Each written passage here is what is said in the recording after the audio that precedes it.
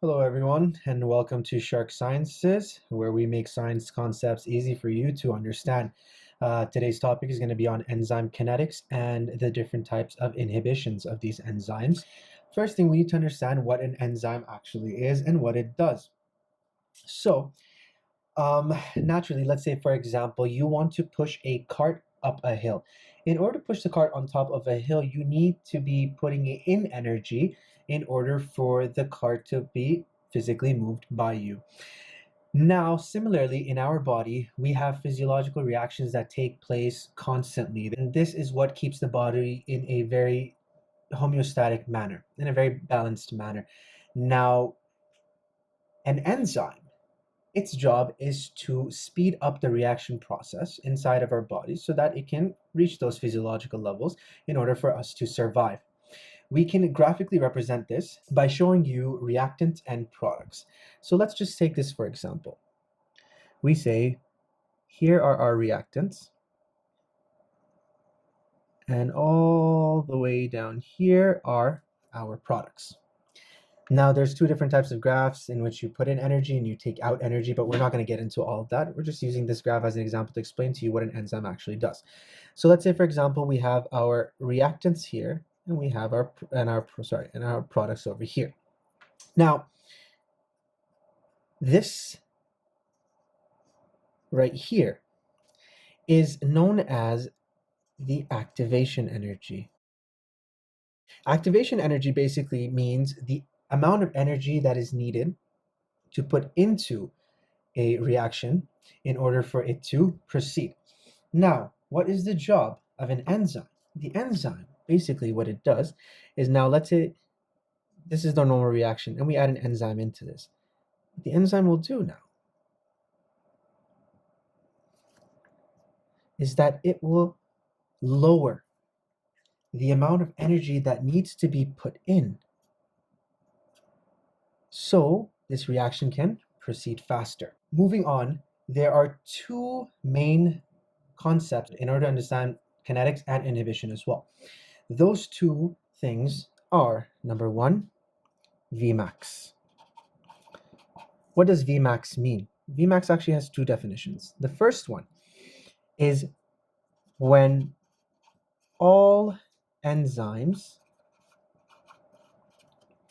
are bound to substrate. That's the first definition of Vmax. Vmax also means the maximum velocity or speed at which the enzyme is carrying out its reaction.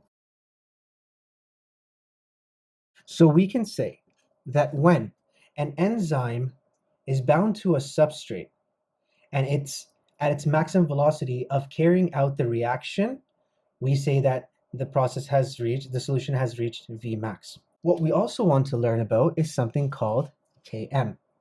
Now, Km also has two definitions, but right now I'm only going to talk about just the one. And that is Km is equal to half of Vmax. What does that mean? It means when 50% of enzymes are bound to substrate. Okay, now to show you this, I will give you three different solutions. Let's say in our solution, we have a total of 4 enzymes. Over here we have 2, 3, 4, 5, 6, 7, 8, 9, 10 substrate. So this is to begin with, adding enzyme and substrate. Now, when 50%, 2, 3, 4, 5, 6, 7, 8, when 50% of the enzymes are bound to the substrate, we say here that we have Km. On the other hand, when all of the enzymes are bound to substrate, 2, 3, 4, 5, 6, we say here that we have reached Vmax. This is just to help you understand what Vmax and Km would actually look like. Now, what if we were to graphically represent Vmax and Km? How would it look? So it would look something like this. If you come down to this graph over here, the curve kind of plateaus, and this plateau is basically your Vmax. So we say this right here is your Vmax. Now, on a test or a practical exam, if they ask you to find, let's say, the Km given this graph, how would you do it? So let's say, for example, your Vmax is 10. Your velocity is, maximum velocity is 10. What you will do is Km is equal to half of Vmax. So from 10, you will go all the way down to half of 10, which is 5. Now from 5, make a line until you hit the graph, and then go down. This is your Km value right down over here. So let's take our 4 enzymes here, for example, again in this graph. So let's say here, no enzyme is bound to no substrate. As we move up, let's say this is the first enzyme that binds to substrate. Then we move up, this is the second enzyme that binds to substrate. As we keep moving right, third enzyme, and then eventually the fourth enzyme has bound to substrate, and now we are at Vmax. So as you can see here, the more towards the right we move, the more the enzymes are binding to the substrate. But if we go in the opposite direction, we can see that the enzymes are decreasing when they bind to the substrate. This brings me to the second definition of what Km actually is. Know that Km is half of Vmax, but Km also has another definition. Km also measures the binding of enzyme to substrate. Now, there are two concepts that I need you to thoroughly understand. First, when your Km is high, your substrate binding is low. What does that mean?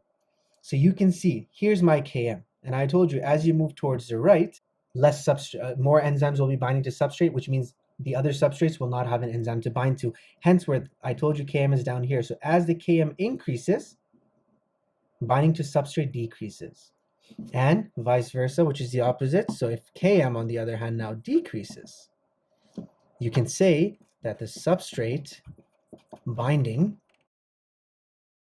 increases. So keep this rule in mind, as well as a definition of Vmax as well, when we move on to our next topic of talking about inhibition. What happens with inhibition? So before we start, it's very important for us to understand how a normal enzymatic reaction works. So here you have an enzyme. And an enzyme, you have the active site. The active site is where the substrate binds and the reaction usually takes place. There's another site on the enzyme, which is known as the allosteric site. These are binding sites for other molecules, and they carry out their different reactions, as we're going to see in the different types of inhibition. So in normal ones, what happens is that you have your substrate. The substrate will then bind to the active site, forming an enzyme-substrate complex. After the reaction has been carried out, you have the two products, and the enzyme remains unchanged. Now, inhibition basically means that we want to stop the enzyme from carrying out its natural reaction. So in order to understand that, we have three different types.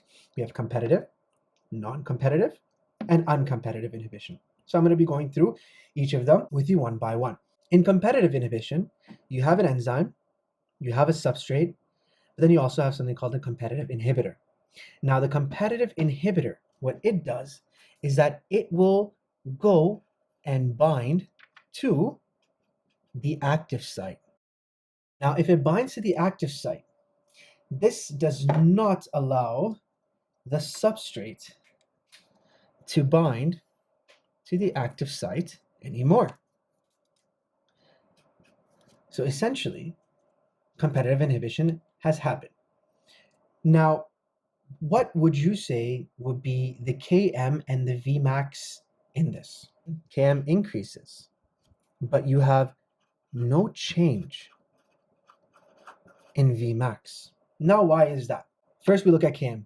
Km increases. As I said before, when the Km increases, the need to bind to a substrate decreases. That makes sense because the active site is already being bound by the competitive inhibitor. Hence, the enzyme does not want to bind to substrate, therefore your Km will increase. In Vmax, there's no change. Why is there no change in Vmax? Because we said the definition of Vmax is when all the enzymes are saturated. Saturated means they are bound. All of them are bound to something. In this one, we can see that in competitive inhibition, competitive inhibitors are going to go and bind to the enzymes. That's why all of them are full. Hence, the Vmax will see no change. Now, an example of competitive inhibition would be when we treat people with hypercholesterolemia. If they have too much cholesterol in their body, we give them statin drugs. And statin drugs, what they do is that they act as competitive inhibitors of an enzyme called HMG-CoA reductase, which produce cholesterol inside of our body. So if we give this and the HMG-CoA reductase is not making cholesterol, this will help decrease cholesterol levels in the patient's body. Now, after that, we move on to something called non-competitive inhibition. In non-competitive inhibition, you have an enzyme, you have a substrate, but you also have a non-competitive inhibitor. Now, the non-competitive inhibitor, how this works is that it goes and binds to the allosteric site. Once it binds to the allosteric site, it causes a change in shape of the active site. Now, once the shape of the active site has changed, what do you think is going to happen to the substrate? Will it be able to bind? No, it will not be able to bind. Why? Because now the composition of the active site has changed, so the substrate does not have a perfect balance or a place to sit on. Looking at the kinetics of non-competitive inhibition, we can see that the Km in this one now has no change, whereas the Vmax will decrease. How does that make sense? Let's go through it. What does Km mean? Km basically means the affinity of the enzyme to bind to a substrate. Now, because a non-competitive inhibitor has bound to the allosteric site and changed the composition of the active site, substrate is not going to be bound. Hence, the enzyme has no need to bind to substrate. Therefore, there's not going to be an increase or a decrease of wanting the substrate. Hence, you will see no change in the Km. But the Vmax decrease. Why will it decrease? First of all, because there is no substrate being bound to the enzyme, hence the enzymes are not saturated with substrate. Secondly, no reaction is taking place. So there's no velocity at which the enzyme is actually carrying out the reaction. That's why we say that the Vmax has decreased. Example, and a real example comes actually from the Ascaris worm, which releases trypsin inhibitors inside of your body. Now, trypsin is an enzyme that is used to break down proteins, but the Ascaris worm, it's through non-competitive inhibition, it causes the inhibition of these trypsin inhibitors, so proteins are not broken down in your intestine properly. Finally, we move on to something called uncompetitive inhibition. Now, the uncompetitive inhibition is a very, very unique type of inhibitor where it only binds to the enzyme substrate complex. What does that mean? So going back really quickly, competitive inhibitors bind to the active site. Non-competitive inhibitors bind to the allosteric site. Uncompetitive inhibition only binds when the substrate is bound to the enzyme. So what does that mean? So let's say here you have your enzyme. The substrate will come and bind to the active site, no problem. But as soon as that happens, the uncompetitive inhibitor will come and bind as well. Hence, there will be no reaction. If we were to take a guess on the Km and Vmax, what would we say? Well, in the Km, we can see, first of all, does the enzyme want to bind to a substrate? Yes, that's the only way the inhibitor works, is when the substrate binds to the enzyme. Hence, we can say that the Km will decrease. So if the Km decreases, the enzyme wants to bind to the substrate. Also, are any reactions taking place? No, because when the uncompetitive inhibitor binds to the enzyme substrate complex, no reaction is taking place. Hence, we can say the Vmax decreases as well. And an example of uncompetitive inhibition is phenylalanine inhibition of the placental alkaline phosphate, which is also known as the Regan enzyme. So I really hope that this clears up a lot of issues about enzyme inhibition and kinetics. Please feel free to ask me any questions in the comments below. I would definitely like to help, or if you have any other topics that you would like me to go over, I would definitely like to hear from you guys. Here are 3 questions in relation to enzyme kinetics and inhibition. I would like you to give them a try yourself.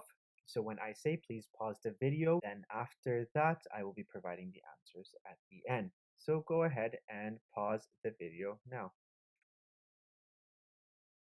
So the answer to number 1 is actually C, because as I told you before, enzymes lower the activation energy with carrying out any reaction.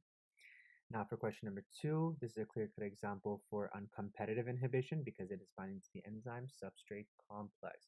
And finally, the last question, if you read the question, you can see that this is a clear-cut example for competitive inhibition. In competitive inhibition, your Km will increase while your Vmax has no change in